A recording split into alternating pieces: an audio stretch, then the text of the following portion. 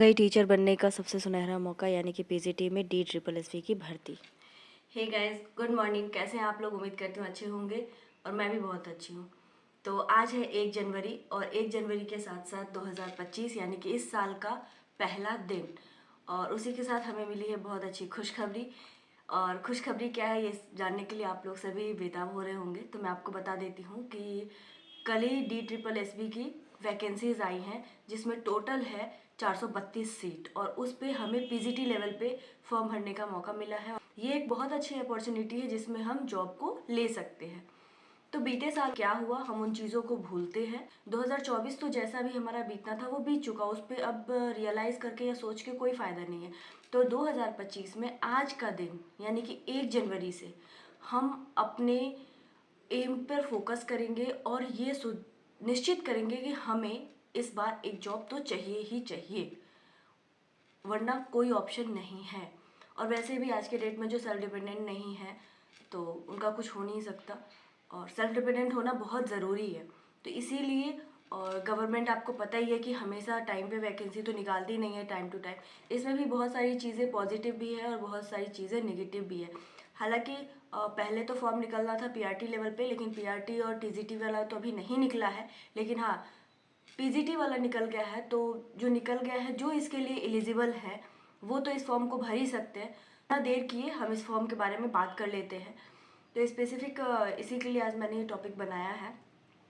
तो टोटल जो इसमें वैकेंसी है, मैं पहले इसकी बात करूँगी, वो है 432, यानी कि 432 सीटों पे DSSSB में भर्ती होनी है। इससे पहले मैं ये बता दूं कि ये जो वैकेंसी है ये दिल्ली की होती है। आप कहीं भी ऑल इंडिया में रहते हो तो आप इस फॉर्म को फिल कर सकते हो और आप इस एग्ज़ाम को दे सकते हैं। फॉर्म फिल करने की जो डेट है वो 16 जनवरी से लेके और 14 फरवरी तक की है। तो आप लास्ट डेट का वेट मत कीजिएगा। 16 जनवरी से 14 फरवरी तक है, तो आप उससे पहले ही फॉर्म को फिल कर लीजिएगा मेरे हिसाब से, क्योंकि लास्ट डेट जब आती है ना तो सर्वर का लोड चलता है तो कभी कभी कुछ प्रॉब्लम्स आने लग जाते हैं। तो इसीलिए हमें वैसे टाइम से पहले ही काम को कंप्लीट कर लेना चाहिए। अब बात आती है कि ये जॉब आपकी दिल्ली के अंदर होगी, कहीं होगी। तो देखिए, आप दिल्ली के किसी भी, इंडिया के किसी भी कोने में रहते हैं, आप इस फॉर्म को फिल कर सकते हैं। आपको जॉब दिल्ली के अंदर मिलेगी। इससे अच्छी बात और क्या ही हो सकती है, और बहुत अच्छी जॉब है। टीचिंग प्रोफेशन में अच्छी जॉब मानी जाती है। इसके अलावा मैं बात करूँ, एक बुरी मैं ये कहूँगी इसमें कि इसमें एज का जो क्राइटेरिया है वो 30 साल ही रखा गया है, जो एक अच्छी न्यूज़ नहीं है, क्योंकि लोग मास्टर डिग्री करते करते, और गवर्नमेंट की टाइम टू टाइम वैकेंसीज तो आती नहीं है, जिसकी वजह से बहुत ज़्यादा डिले हो जाता है। तो ये एक अच्छी खबर नहीं है कि एज 30 साल है, मैक्सिमम ही 30 रखा गया है। अब आप सोच सकते हो कि मैक्सिमम एज 30 साल तो लोगों के प्रैक्टिस में और वैकेंसीज ना निकलने के कारण भी लेट हो जाता है। तो बट क्या ही कर सकते हैं, गवर्नमेंट का रूल है, हम इस पर कुछ कर नहीं सकते। डिग्री भी है पीजीटी लेवल की, तो पीजीटी लेवल में आपको पता है कि पोस्ट ग्रेजुएट यानी कि मास्टर डिग्री होनी ज़रूरी है। तो मास्टर डिग्री करते करते इंसान का वही टाइम हो जाता है, और टाइम पे वैकेंसीज निकालती भी नहीं है गवर्नमेंट। तो इसके कारण लोगों की एज बढ़ जाती है, तो उनको ये बहुत दिक्कत होगी। मेरा तो यही मानना है, बाकी आप लोग देख लीजिए।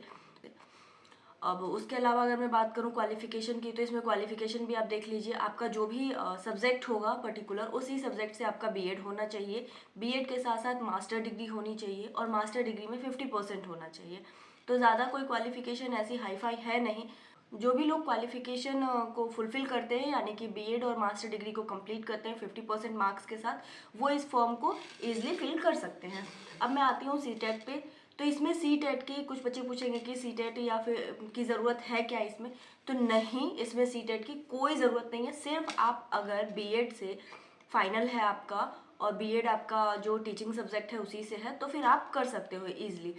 मैं इसके सिलेबस के बारे में बात करती हूँ। तो सिलेबस इसका 300 का मेन पेपर होता है। 300 में आपको 100 और 200 में डिवाइड होता है। 100 का आपका जीएस होता है, नॉर्मल जनरल पेपर होता है, और 200 का जो होता है वो आपका सब्जेक्ट का पेपर होता है, यानी सब्जेक्ट और सब्जेक्ट मैथोलॉजी होता है। अब बात आती है क्या इसमें निगेटिव मार्किंग है या नहीं है? तो जी हाँ, इसमें नेगेटिव मार्किंग है, तो आप उसी हिसाब से इसकी प्रिपरेशन कीजिए टाइम टू टाइम। अभी टाइम है तो मैं तो, और जब पीजीटी की आ गई तो उम्मीद कर सकते हैं हम कि टीजीटी की भी आ जाएगी और पीआरटी की भी आ जाएगी। तो घबराएं नहीं, तैयारी में अपने लग जाएं और नए साल का सही तरीके से सदुपयोग करें। मैं तो यही कहूँगी, अपने बेस्ट रूटीन को बनाएं और बेस्ट रूटीन को बनाइए ही नहीं, उसको फॉलो भी कीजिए ताकि आपको कुछ अचीवमेंट मिले। क्योंकि हम बना तो लेते हैं लेकिन हम उस रास्ते पे चल नहीं पाते हैं। तो मैं यही कहूँगी कि अपना बेस्ट रूटीन बनाइए, अपना बेस्ट दीजिए, 100% दीजिए, और फिर तो सफलता ज़रूर मिलेगी। तो मेरी तरफ से आप सभी को नए साल पे ऑल द बेस्ट। तो अगेन दोबारा एक बार नववर्ष की हार्दिक शुभकामनाएं आप सभी को मेरी तरफ से।